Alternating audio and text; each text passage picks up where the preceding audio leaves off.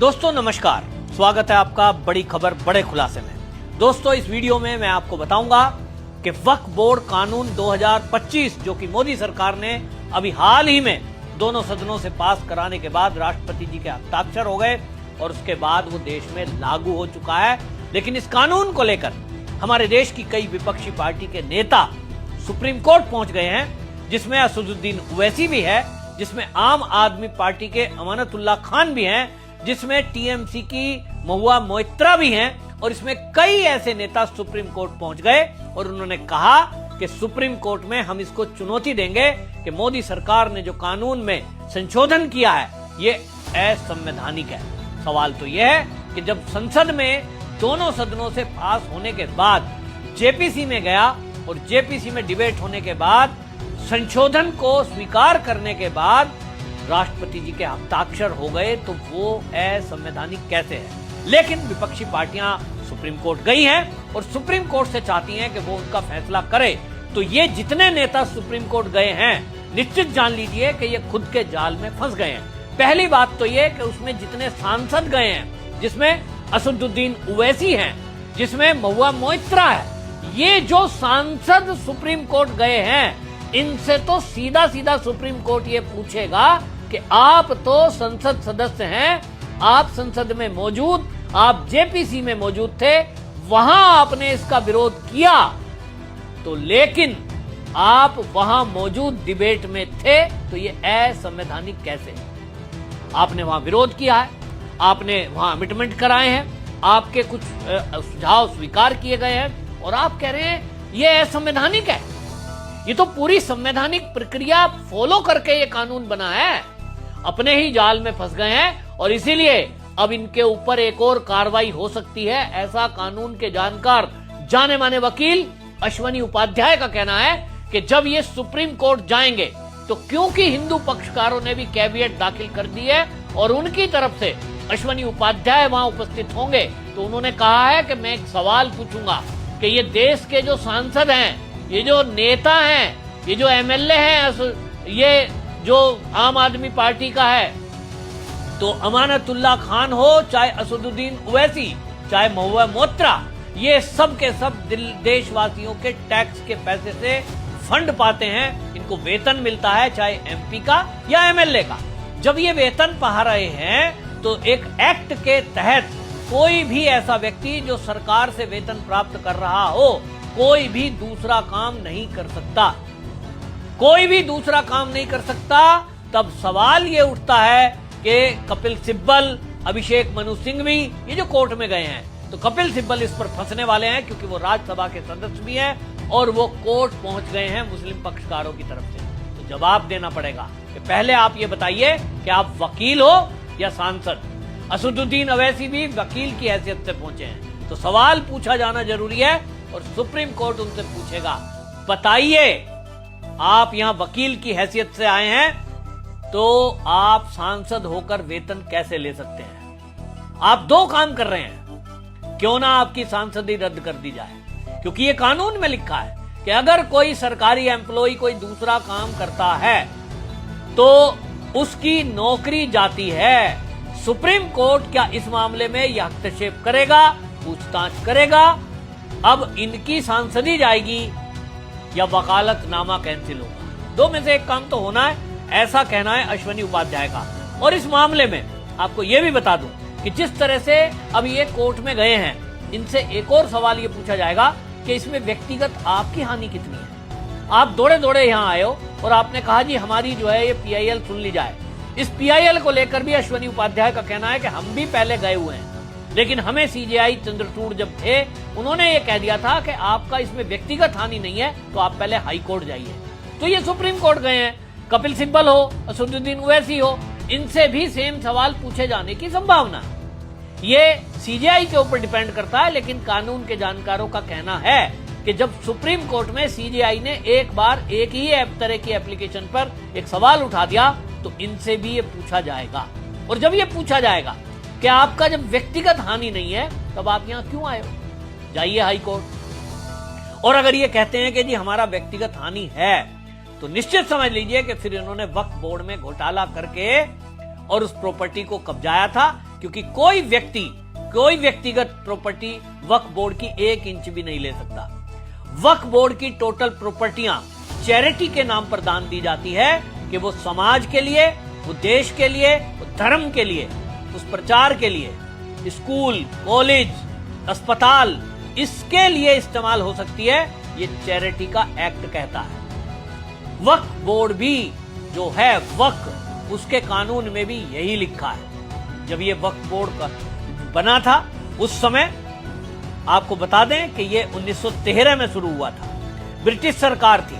और जब ये एक्ट बनाया गया था, इसका कहना यही था कि भाई हम जो है इसमें अपनी खुशी से अल्लाह के नाम पर जमीन दान देंगे, जिसका काम गरीबों के कल्याण के लिए होगा और चैरिटी के लिए होगा। नरसिंह राव की सरकार आई तो 1995 में संशोधन कर दिया गया। आज जो कह रहे हैं कि ये असंवैधानिक है, मोदी जी ने ये जो अमेंडमेंट किया है, इससे पहले भी कई बार इसी तरह से इस वक्फ में संशोधन होता रहा है। जब पहले भी संशोधन होता रहा है, 1913 का बना हुआ कानून, उसमें पीवी नरसिंह राव की सरकार में 1995 में संशोधन हो गया, फिर 2013 में संशोधन कांग्रेस की सरकार में ही हो गया। तब सवाल यह है कि मोदी अगर संशोधन करे तो ये असंवैधानिक, कांग्रेस अगर संशोधन करे तो वो संवैधानिक, ये कैसे हो सकता है? एक ही कानून में ना कानून को रद्द किया गया है, ना कुछ है, संशोधन होता है। इसका मतलब ये हुआ कि जब 1995 में संशोधन किया गया पीवी नरसिंह राव के द्वारा, तब वक्फ बोर्ड में ये किया गया था कानून में कि जो भी प्रॉपर्टी वक्फ बोर्ड को लगेगी कि ये हमारे चैरिटी के काम की हो सकती है, उसको वो वक्फ घोषित कर सकता है, कोई भी जमीन को।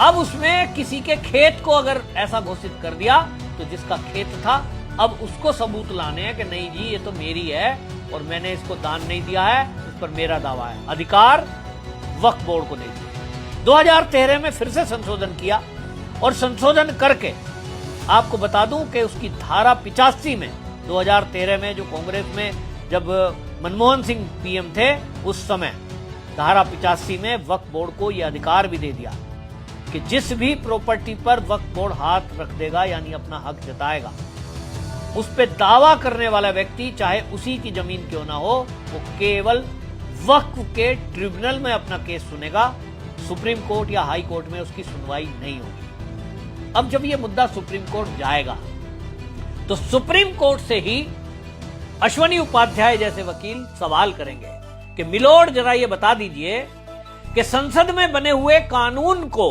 आप दखल अंदाजी कर सकते हैं, आप बने हुए कानून पे स्टे लगा सकते हैं, जैसा कि पहले सीए पर सुप्रीम कोर्ट ने स्टे लगा दिया, फिर ये स्टे लगा दिया। आप देखिए कि जब जिस समय 3 तलाक का मुद्दा था वो भी कोर्ट में आया, कृषि कानूनों पर रोक लगा दी गई।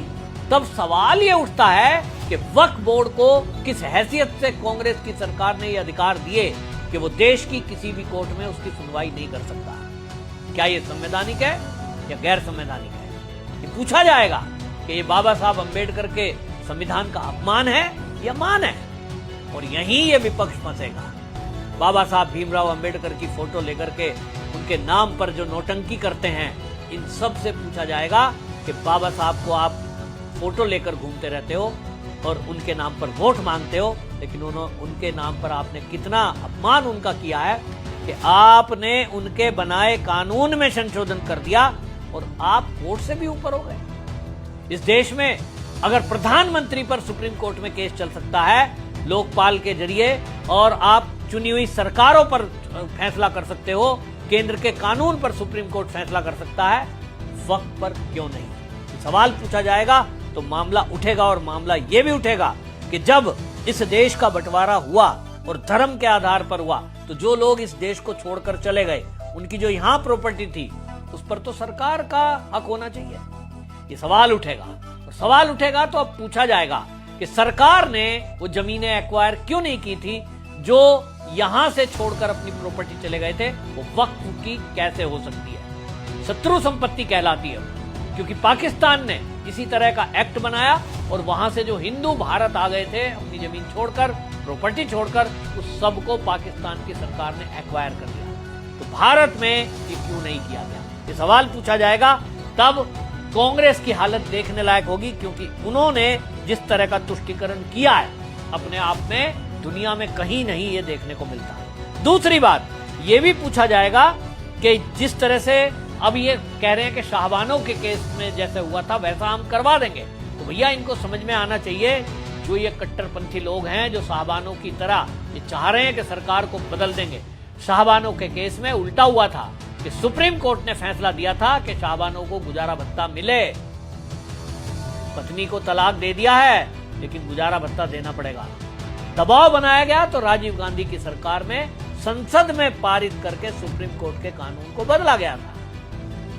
संसद में ये ताकत है कि वो सुप्रीम कोर्ट के दिए गए फैसले को पलट सकती है। राष्ट्रपति जी में ये पावर है, लेकिन सुप्रीम कोर्ट को ये पावर हमारे संविधान में नहीं है कि वो संसद के बने कानून या राष्ट्रपति जी के निर्णय पर कोई फैसला दे दे या उसको पलट दे। ये इन कट्टरपंथियों को समझना होगा और यही अंतर है। और इसीलिए ये फंसे हैं कि अब सुप्रीम कोर्ट जाएंगे, फिर इनको हाई कोर्ट भेजा जाएगा और इन सांसदों से पूछा जाएगा कि आप जब सांसद हैं, सैलरी ले रहे हैं, तो आप वकालत कैसे कर रहे हैं। तो निश्चित जान लीजिए कि ओवैसी और कपिल सिब्बल इनकी तो या तो सांसद ही जाएगी या तो फिर हो सकता है कि इनका वकालतनामा जमा कर दिया जाए या रद्द कर दिया जाए। मुझे नहीं पता सुप्रीम कोर्ट क्या निर्णय करेगा, लेकिन कानून के जानकारों की ये राय है जो मैंने आपके सामने रखी है। आपको क्या लगता है, क्या हो सकता है? आप में से कुछ लोग कानून के जानकार भी हो सकते हैं, तो अपनी राय कमेंट में जरूर लिखें। वीडियो को शेयर जरूर करें ताकि देश को पता लगे कि किस तरह से ये विपक्षी पार्टी के नेता देश को बरगलाने में लगे हैं और किस तरह से इस संवैधानिक प्रक्रिया को गैर संवैधानिक बता रहे हैं। वंदे मातरम।